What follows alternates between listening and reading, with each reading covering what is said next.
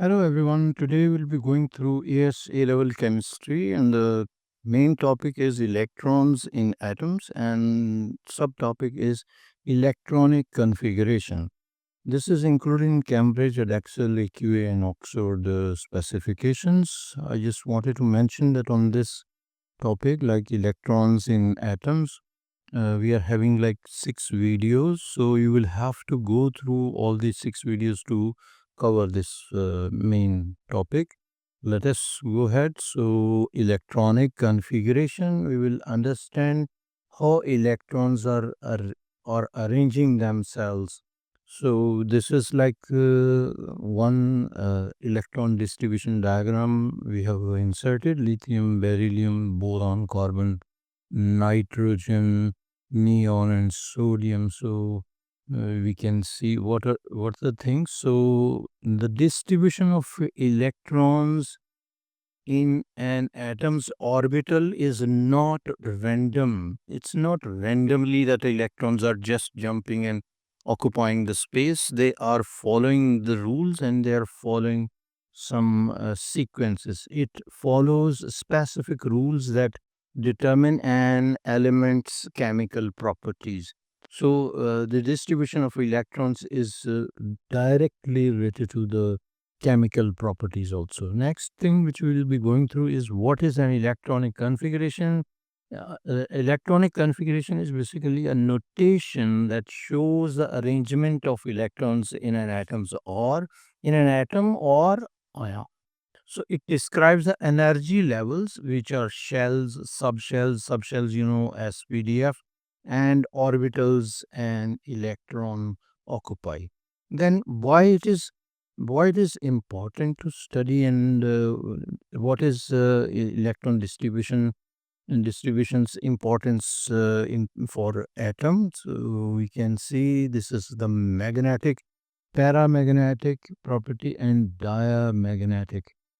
So if electrons are in separate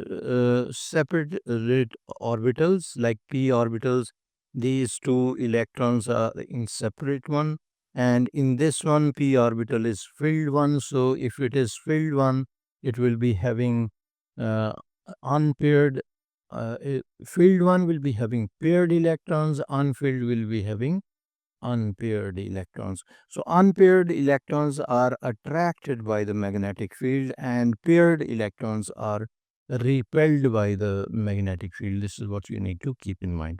So this explains the reactivity. The electron distribution is explained. On the basis of electron distribution, we can discuss the reactivity of elements.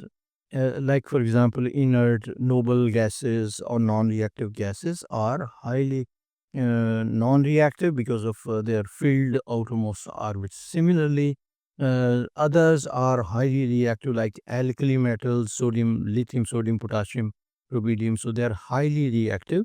So we are explaining the reactivity of different elements on the basis of their valence electrons occupied or unoccupied. So predicts bonding. So we can predict bonding also. So determines how and with how many atoms an element will bond. So what will the valency?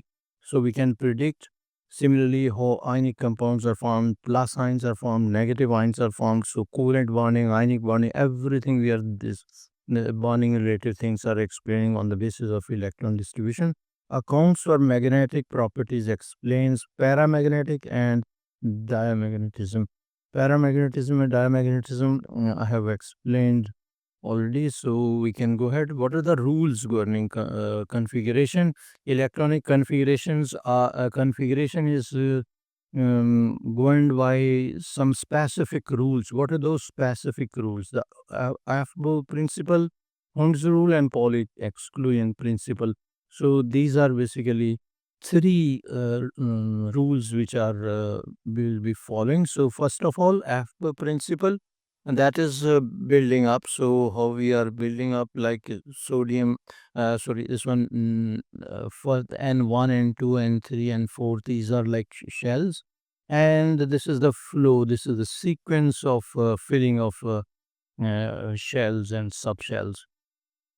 Electrons occupy the lowest energy orbitals first, so outermost will be filled first, which is lowest energy level. Order will be 1s1, 1s, 2s, 2p, 3s, 3p, 4s, then 3d. Order from this diagram you can learn, and this is how you can learn this. So remember what 4s fills before 3d. This is crucial for transition metals. So why 4s is filling before 3D we will discuss further later. So Hund's rule is maximum multiplicity. So like this one, we can see here that this one 2p, this is not possible. Like up arrows, first will be up arrow like this one, second will also be up arrow, third will be up arrow. So these two are wrong options, we cannot take this, and this is the correct. So we this will be all arrows should be pointing upwards. So this is the sequence of filling of electrons. When filling degenerate orbitals of the same energy, for example, the 3p orbitals, electrons will occupy them singly first. So single electron in each box, we are representing in boxes subshells, with parallel spins before pairing up. So before pairing up, they are having this spin. So this is corrected one. This one is corrected. Lower energy level, lower energy due to less repulsion. So they are in separate boxes. So lesser repulsion as we discussed over here. And this will be higher energy. This one is incorrect. Pauli's principle, excluding principle, this is we can learn from this diagram also. And only two electrons can occupy a given orbit, and the two electrons have opposite, like anti-parallel spin. So they are having opposite spin. So we cannot show same spin as in lower these two boxes. So what's the rule? An orbital can hold a maximum of two electrons, and these two electrons must have opposite spin. So this is known as Pauli's exclusion principle.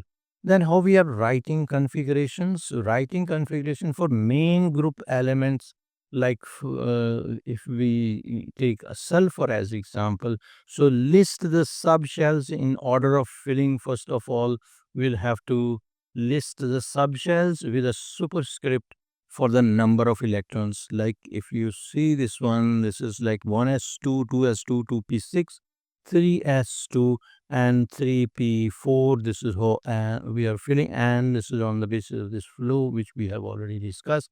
So sulfur is having 16 total electrons.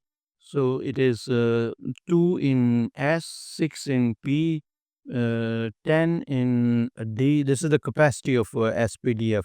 So F is having maximum electrons, 14 electrons in F. So this is the maximum electron capacity for these subshells.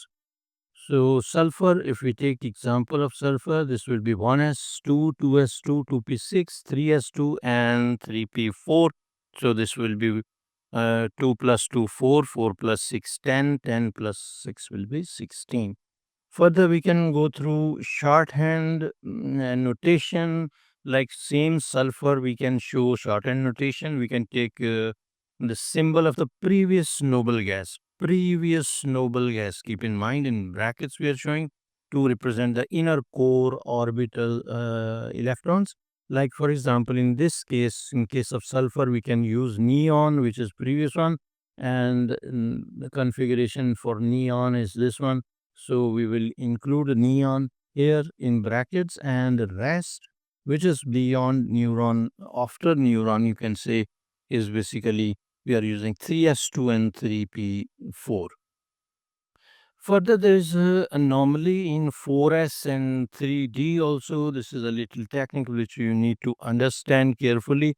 And this is like the increasing energy levels. You can see this is 1s, then 2s, and then 2p, 3s, 3p, and 3d is a little lower than 4s. This is like energy level. On the basis of energy, increasing energy, we can understand. And what is anomaly? When filling, the 4s orbital is filled before. 4s will be filled before the 3d orbital. For example, potassium will be this case. So when filling, 4s will be filled first before 3d. And when ionizing, when we release, when we knock out an electron, electrons are lost from 4s first orbital before 3d orbital. So we can understand this. Iron is basically, or after argon, we can see 4s2 and 3d6.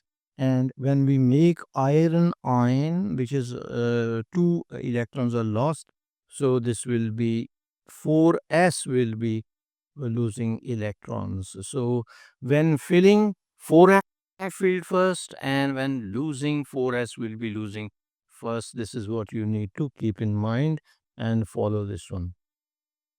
Next is some assumptions are there. So two key assumptions are very important for your level. So key assumptions are copper and chromium. So in case of chromium, chromium is having 24 electrons, which are, and proton also, electron proton are same in number. So expected distribution should be argon, and then 4s and 3d4, 4s2 and 3d4. This is we are expecting, but it will be having 4s1 and 3d5. So this is what you need to keep in mind. This is actual position, and this reason for this we will discuss in a while, which is reason is half filled 3d5.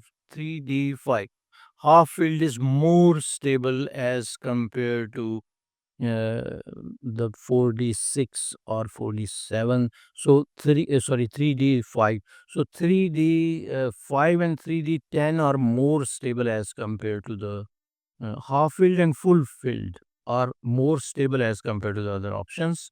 Now we can discuss copper. Copper is having 29 protons and 29 electrons. And if we see the distribution is after argon, it will be expected it is this one, 4s2 and 3d9. But as we discussed, 3d9 is less stable as 3d10. So actual will be 3d10 and 4s1. So if we are putting electron in 4s, it will be jumping to 3d because that will be better option, the more stable situation. So reason for this is a fully filled d subshell 3d10 is more stable. So why are there exceptions? Basically, we need to understand, and the rule is half filled D5 and D10 subshells have extra stability. So this is done with the topic. As we discussed, that there are total 6 videos on this topic, and so you will have to go through the playlist and go through all these topics so that you can understand this topic fully. Thank you very much for watching. Take care. Bye.